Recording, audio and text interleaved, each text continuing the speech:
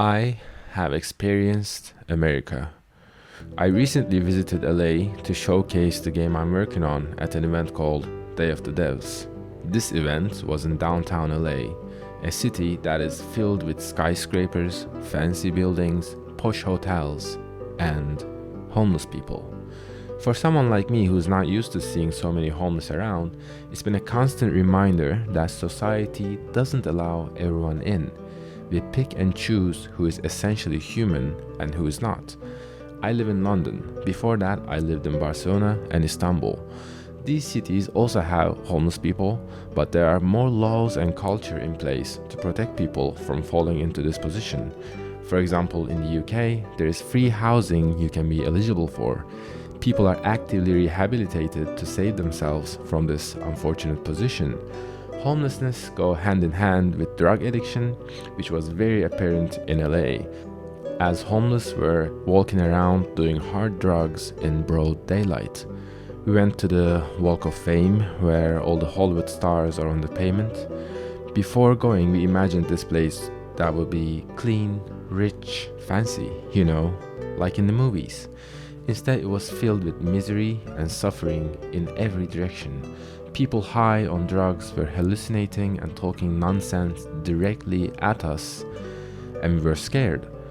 I kept wondering, how did society decide that these people are not people? How did we decide that these are not worth saving?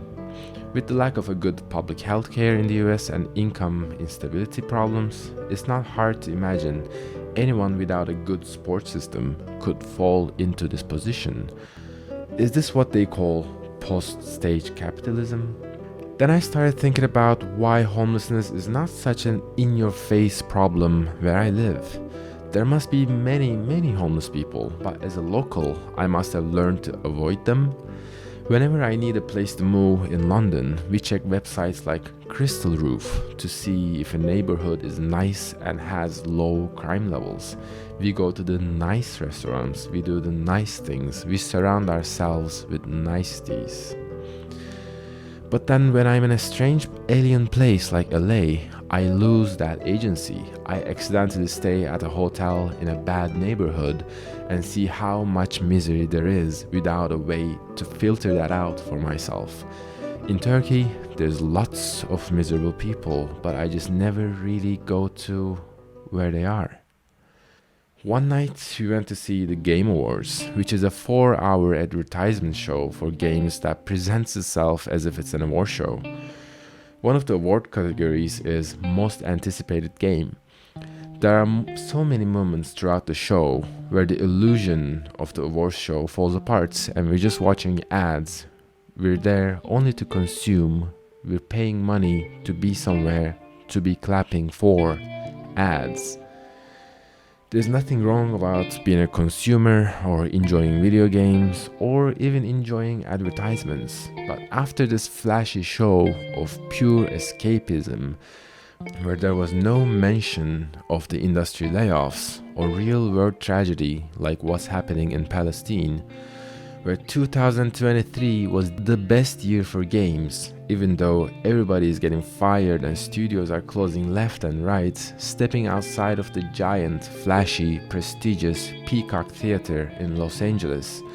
Just a few blocks away, I saw someone screaming. He was on the pavement with long legs, arms hugging his stomach, yelling in pain. Someone else was facing the wall, clearly doing hard drugs. Someone else was shouting words I can't understand, possibly high, in a hallucinatory state. After 4 hours of achievements in video games, in a world where everything is perfect, don't worry about anything, just enjoy video games with lots of ads in the show for free-to-play games that are designed for addiction, designed to take all your money away if you're not careful, designed, if I'm not being too dramatic, to make you homeless. After 4 hours of this, the real world has come back in all its clarity. Misery and suffering for everyone to see, for everyone to ignore. Then we arrived back at the hotel. We went to the hotel diner where we escaped once again. The waiters in this diner were chatty, introducing themselves, getting personal, and cracking a few jokes once in a while. Everything is perfect again. I choose an item of the menu, I sit there, food comes to me. I go up to my room, my warm, comfortable bed, sleep comes to me. I don't know what to do or how to feel about any of this. Once in a year, I get a feeling that I should do something. I should go help at a food bank. I should be active. That's when I feel like a good person. Mind you, I don't actually do anything. I think I should do something, and I feel good about thinking about doing something, then I don't do it.